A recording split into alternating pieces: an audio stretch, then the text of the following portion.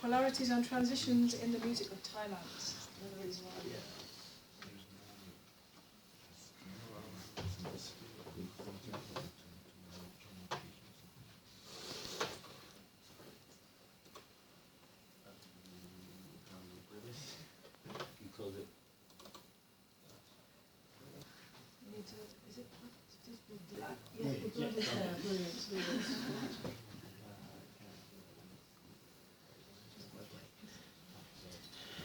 Okay, so good morning, everyone. We are undergraduate students from Princess Kalyani Watana Institute of Music from Thailand. It's pretty long. So I just want to say Happy New Year, even though it's a bit late. Yeah. So we bring good wishes and from Thailand and our Prime Minister. He, because recently he promised us to be nicer and kinder and more polite. Okay. So yeah, basically I use that as an excuse to use Thailand as a starting point. So now we would like to draw your attention to our recent musical phenomenon in Thailand. Actually, in our region, Southeast Asia, as you know, is culturally rich with music of different genres, and each country really has their own music and their own uniqueness, which pass through generations of people. And in our region, some of the traditional music that were passed through would pass through by playing and listening, and they really learn that way. They learn it by listening to the mentors or the teachers, and sometimes these get lost from people's memory. And so, however, it's not all lost, because traditional music finds its own way to really to survive this, while there are more type of music that emerge and grow and thrive, but traditional music is still there. So I'm about to show you some examples of music that we found in Thailand that really surrounds our everyday lives. So it's actually a film, or the trailer of it. And this film is called Your Music, and it was produced a few years ago. And to us, we think this really demonstrates the music that we have in Thailand. So let's enjoy the film. Or not. Okay.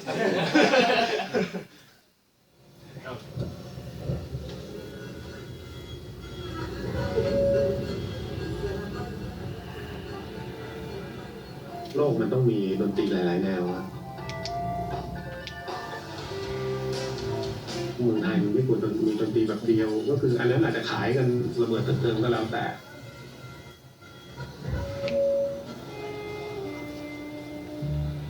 มันต้องมีดนตรีที่เมสซิ่งอาจจะไม่เห็นลักษณะแล้วมาเอาเก็บเป็นแรงบันดาลใจไปพัฒนาต่อก็เป็นไปได้อะไรเงี้ยผมว่ามันส่งเสริมกันและกันไปเรื่อย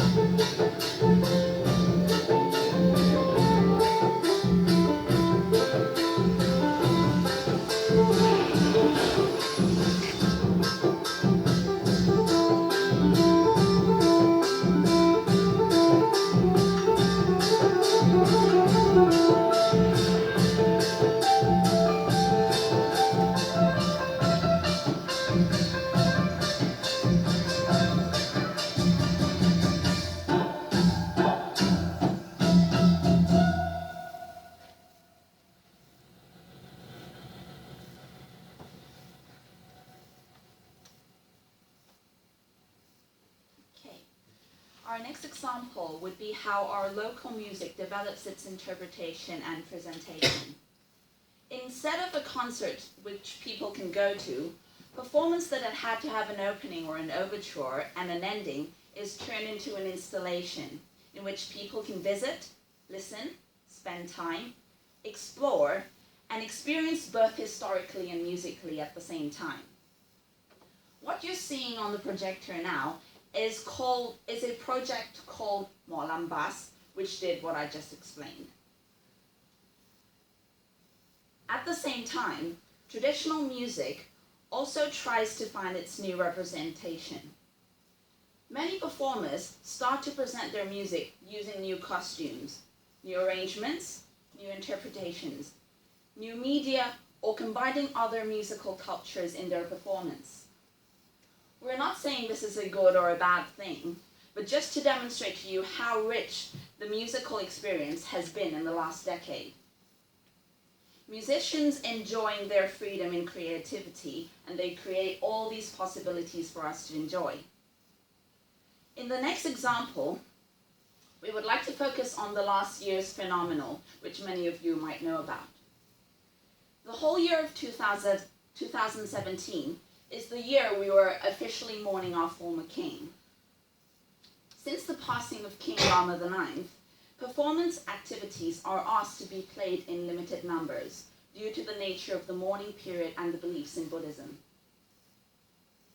However, many Thai artists choose to use music as a representation of grief. The example you will see now is a show, hundreds of thousands of Thai people joining the orchestra in singing the royal anthem. To us, it became quite interesting that we chose the medium of music to be a Western musical language, which in this case, the orchestra as a focal point of this historical phenomenon. This then followed by the ending of the mourning period and the royal cremation ceremony starts. But once the royal cremation ceremony starts, this marks a new era and the celebration begins.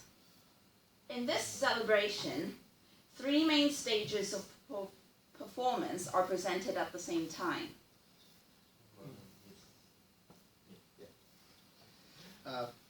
You see here the 3 stages. On the main stage, we have Thai traditional mask dance, which is mask portraying gods from Hindu belief and is considered to be very sacred. And the dance as a whole is considered to be a national treasure.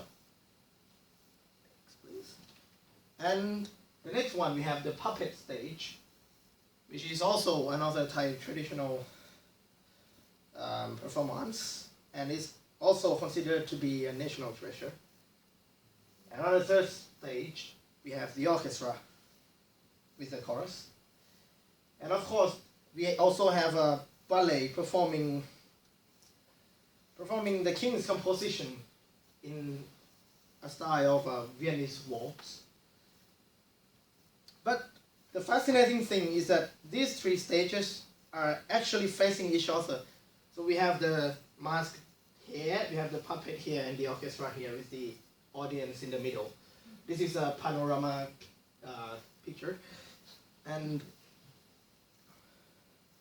we were lucky enough to be involved in the performance of that day and did experience a very special sonic event, which we thought represent Thailand of today. We are about to play you a recording of that day. Do notice the transition between each musical performance underneath the sound of the people.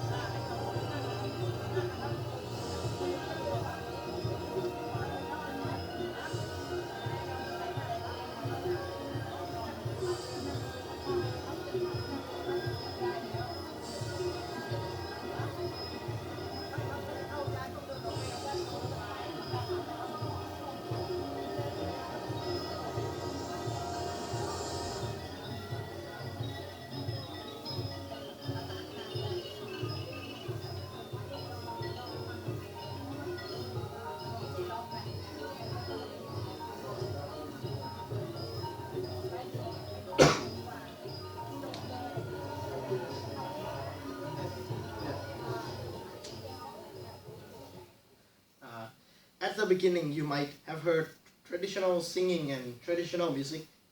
Those sounds actually came from two different stages, but then they morphed into each other and forming just one musical experience, but then the orchestra kicks in. And it's all cacophony. The previous moment of harmony has kind of disappeared. Everything was thrown out of balance. Musical performance became noise and order became chaos to our ears, except for that E flat, which somehow they joined together. But once the orchestra stopped, everything returned to normal. But were we disturbed by this? Because in some way we learned how to absorb this phenomenon as one experience, something that has no start or ending, no waste or ease, and not right nor wrong. Let's see from this picture. As you can see, the conductor is trying to tell the orchestra what to do, which reminds us a little bit of our Prime Minister. And the orchestra musicians are fumbling through pages, wondering what to play next. And the ballet dancers are posing graciously and proudly in the final act of their performance in extravagant opera houses style costumes. And in the background, we have an image of Thai traditional heaven portraying and mesmerizing us by the LCD screens. And all the sound is captured and amplified by a small black object which was invented in the late 19th century called microphone. But all this posted together and forming a very meaningful experience to the people who were there that evening. We all remember each fragments of experience. Underlying that is the solemn contribution to the past king, who was on the other side of the stage, ascending to the sky in peace. So, what do we learn from all this? So, for us as young musicians, even though the three of us were trained as pianists, classical pianists, even, which is kind of crazy considering we were living in Thailand, and yeah. But for all that, we do find this phenomenon very exciting and very interesting, and it's very rich with elements, and it really has endless possibilities with this. But, well, for us to do that, we just need to listen even deeper, and we need to listen with a very careful mind, and of course, with most importantly, with understanding. Because as the title suggests, we have this and that, and for us it's not this and that we need to put into separate boxes or different places, and because we have this and that together on that day or even later, we can continue to explore and we can continue to create more as musicians. And that would be all. Okay. This one just 5 minutes left, not stop. Oh. How much time can you like it? This is actually all we have. Yes. So, have we questions? I find it very fascinating to watch these, and I can only sort of draw my experience and understanding of say Japanese music or Japanese people trying to find their own identity. In my case, or in my view, compared to Japan, in Japan, I think they're trying to find their identity through the eye of Japan against West. But here, I feel like it's even between non-West, so many different Asian cultures, plus Western culture. And I think it feels like, they're trying to find their own voice. I think, is that what your interest is? And have you been sort of looking through have you been sort of looking at people who are trying to find their own identity, what Thai music is, and how get into that? Well, okay. So we're just gonna go back on the slides a bit, and yes, you can see we were not so clear about how traditional musicians are changing or adapting their form of performance or their uniqueness. We do have here on the right side, he actually debuted himself as a pop singer. Oh, oh sorry, on our right side. So yeah, he originally debuted himself as a pop singer, but then he has traditional background, and he morphed his these two things together. Yeah, and create his own style in a way. So it's a bit like sort of multicultural style. Are you saying this multicultural style is becoming popular in Thailand? He is trying to promote that. Yes. Yeah. Okay. It's quite And popular. do you see a movement in this?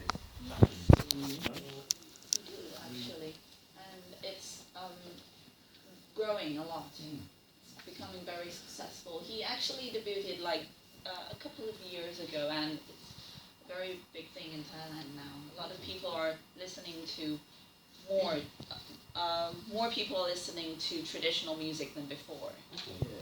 Is that anything to do with the death of the king, or Not exactly. or is it because they're trying to sort of reconfirm their identity because of this sort of the movement of different sort of multiculturalism?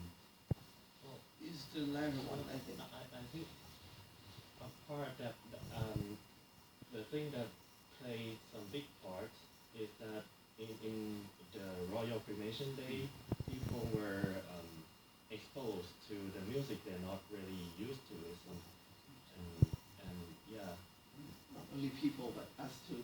as well, because we were trained in Western classical institute. So a lot of people find traditional music new to them, it's strange. Far away from them, because normally traditional music is the music were like for the royalties, but since the cremation, there's an organization in the royal palace that they decided to have this traditional mask dance and puppet for the cremation. Yes, and it felt like we are able to get closer to this more than we used to before. So we have a question just there as well. Oh, yeah, hi. I wondered, I was just thinking about, considering that Thailand is probably one of the world's biggest tourist destinations, and thinking how tourism shapes music.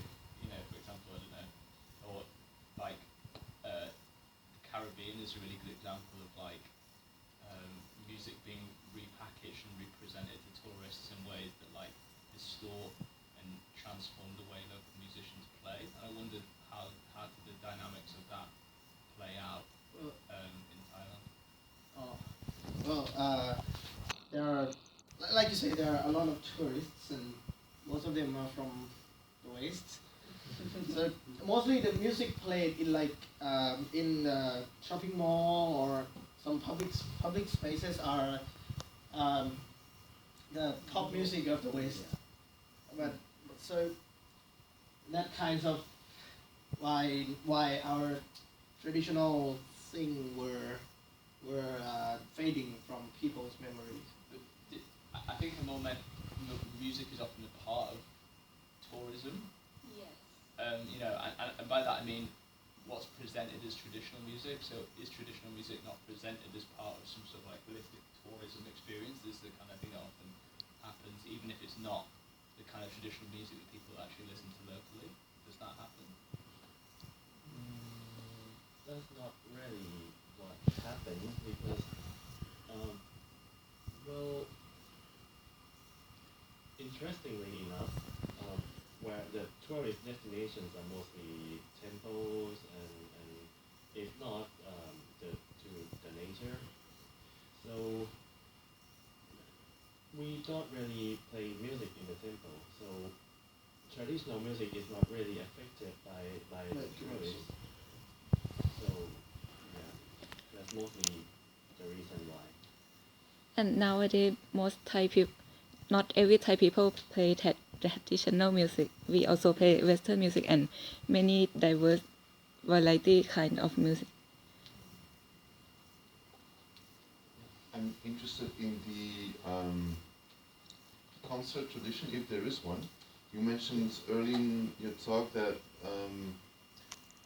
the Thai music surrounds everyday life, and all different kinds of music surround everyday life, and also the trailer you showed a lot of people playing in the streets or just locally, all kinds of music being played locally by all kinds of people.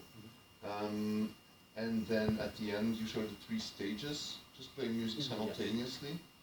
So that's, to me, quite a different conception of what we would call a concert, where there's like a close start and stop, and you go to a venue, you go to a gig or a venue and you watch a performance. I was wondering if there's a completely different notion of performing or a concert in Thailand.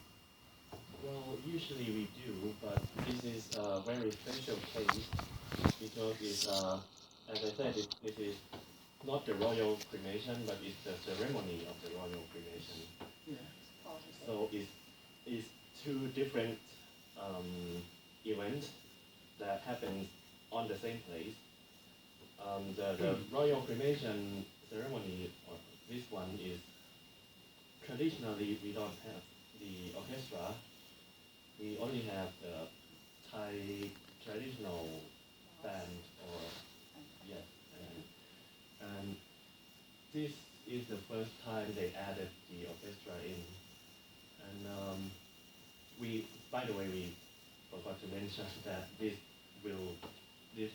went on all night. So we started to play around evening, like 5 or 6 in the evening, and then we stopped at 6 7 a.m. 6 7 a.m. a.m. 6 a.m. Yeah. Yes. And we had to do this for a month. Yeah. Yes. I just want to point out the building interdisciplinary bridges across cultures and creativities at Cambridge University. I've put the web URL up there. I think that might be interesting to a lot of people here, potentially for presenting. We have another question, and then I have a question if you do have time after that, but we're getting pretty close to 1:30. Okay. I was just wondering, if you go to a village somewhere in the middle of the rainforest, what music would you hear there? They have their own traditional music, which is different to these 2. But we haven't really been there. So do you still play traditional music and not Western pop?